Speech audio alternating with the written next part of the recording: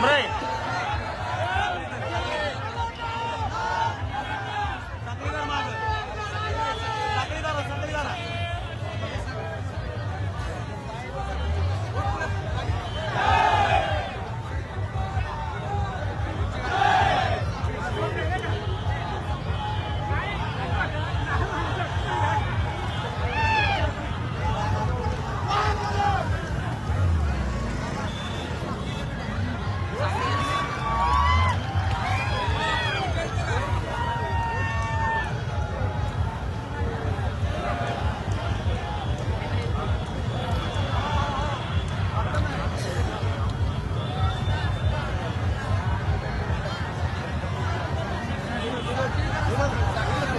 चला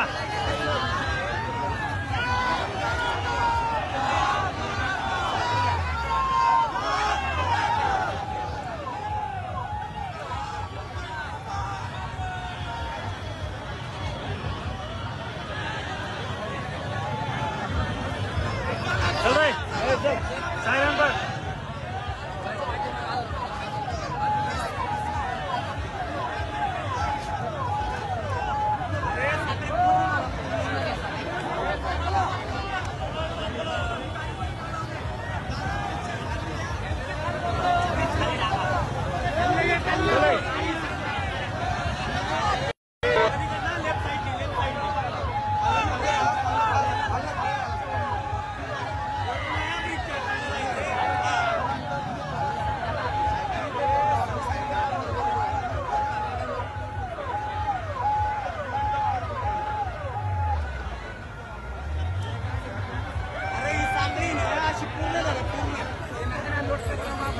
चला गाडी पटकनी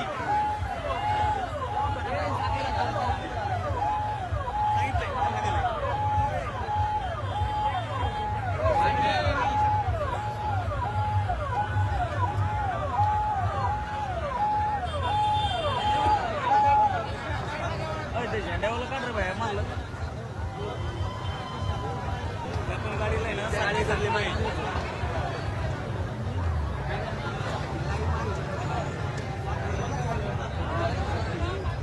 लय पाहिलं काय आपलं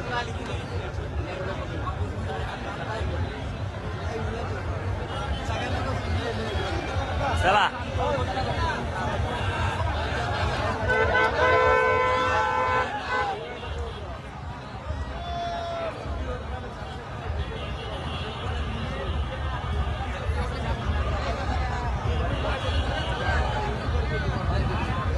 चला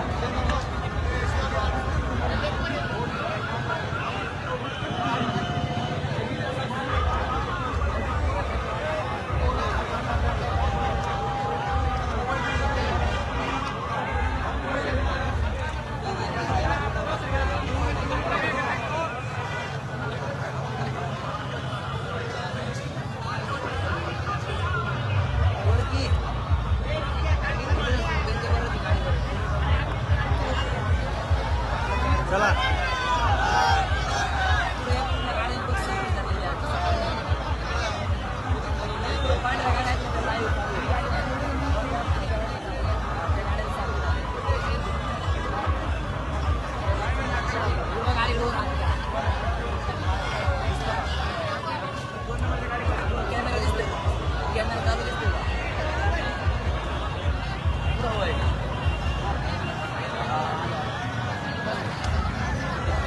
चल गे सायरन वाजव चल गे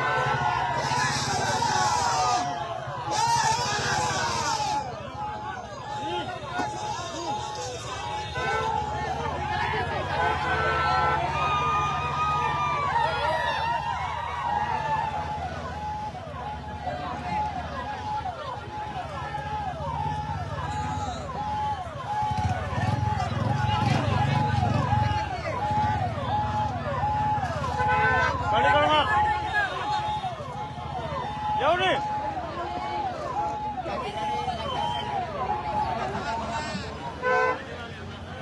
चालू राहू रे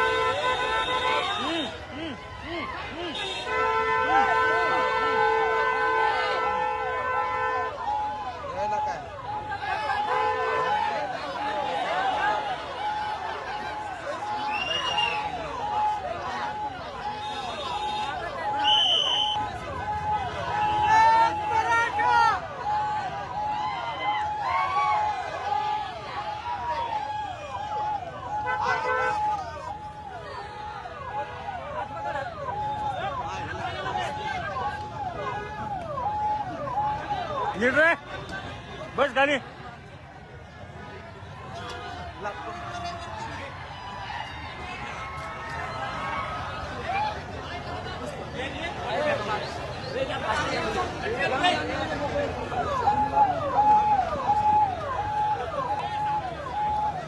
चल ना घे ना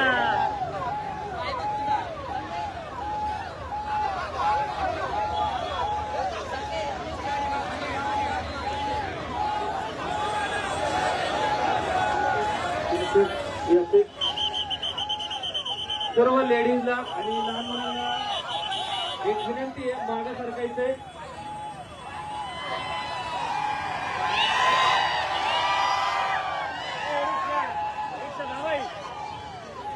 छत्रपती शिवाजी महाराज की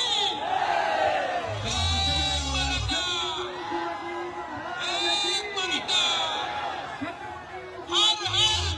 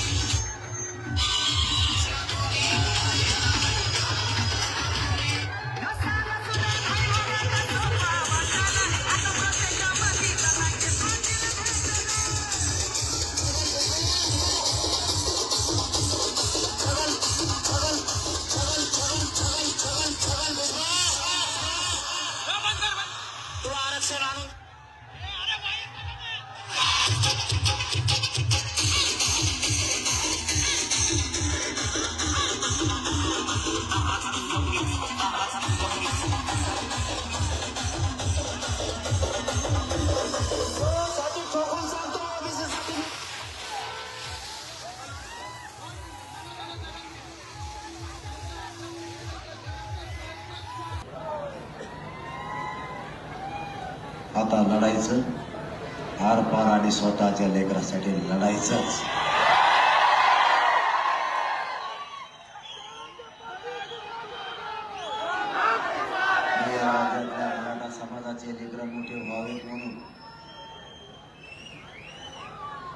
जातपात एक करून माझा संघर्ष या समाजातल्या लेकरं मोठे व्हावेत म्हणून सुरू ठेवला.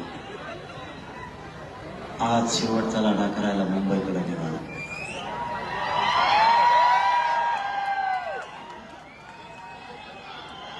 वेळेप्रसंगी मरण पत्कराची वेळ आली तरी चालेल, पण मराठ्याच्या आरक्षण घेऊन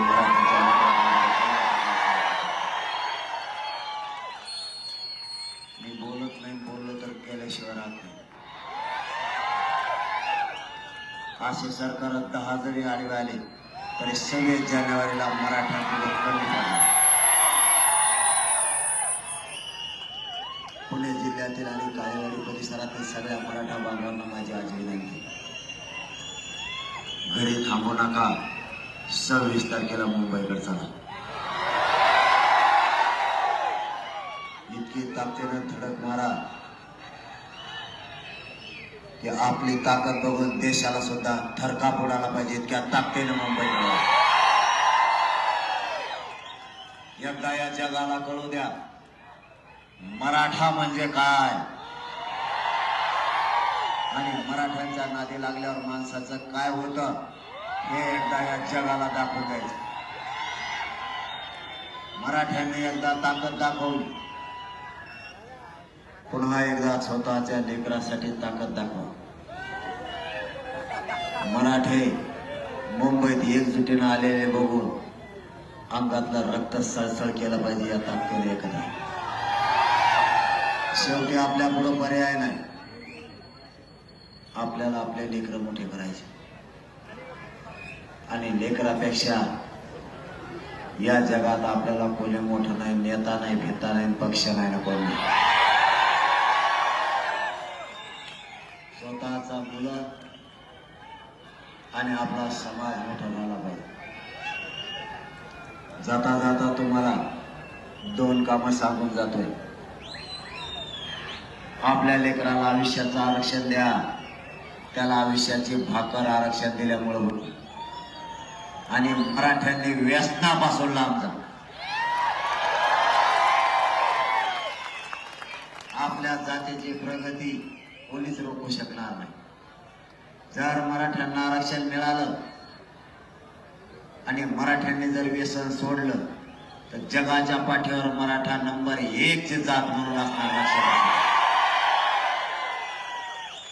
ही लढाई आता आरपारची. आरक्षण असूनही मराठ्यांना वेड्यात काढले.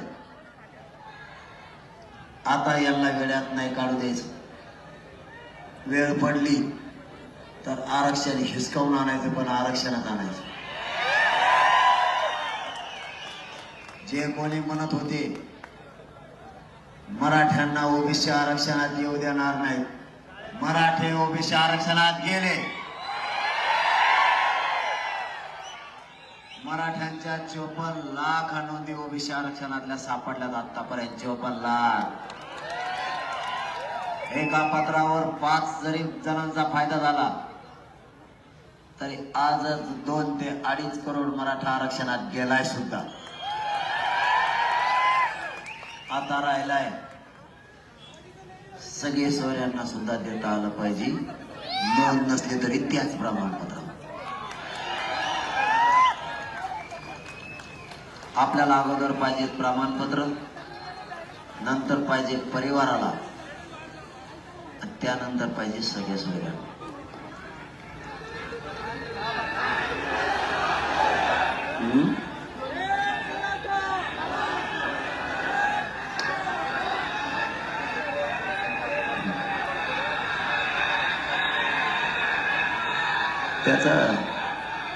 त्याचं नाव नका घेजो.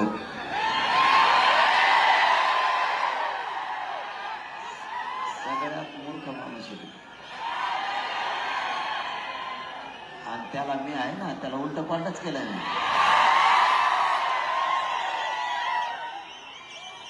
त्याला मी 29 ऑगस्टला सांगितलं होतं,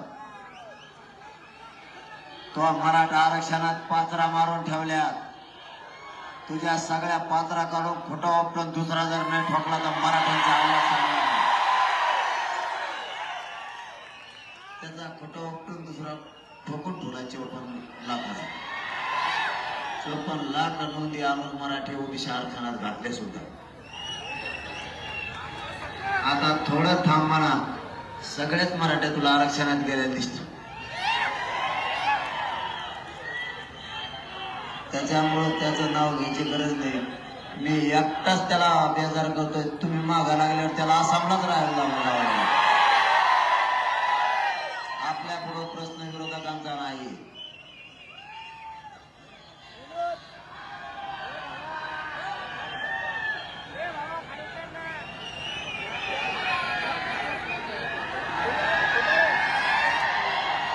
मला वाटलं वर मंत्रिमंडळात आलं का झालं.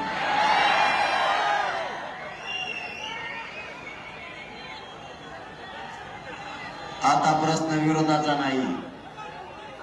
आता प्रश्न आहे काही करून मराठ्यांना, सगळ्या मराठ्यांना ओबीसी आरक्षणात घालायचं.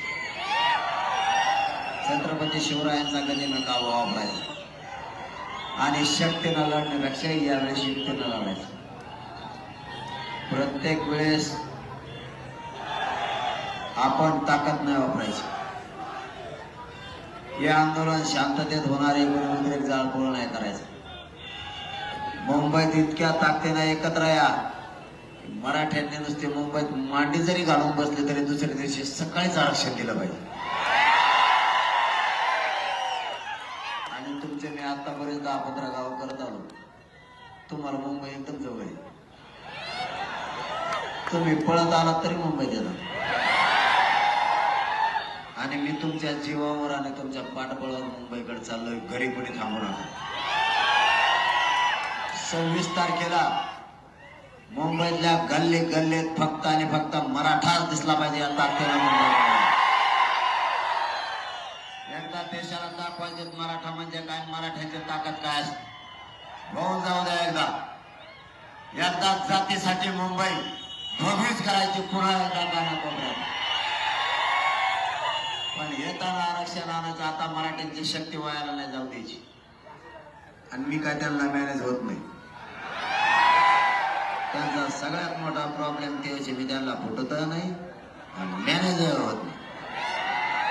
त्यांना आधी वाटलं बारको सखे याला आत्ता मॅनेज करू आपण. पण मी जवळपास अर्ध मंत्रिमंडळ पालतं टाकलं.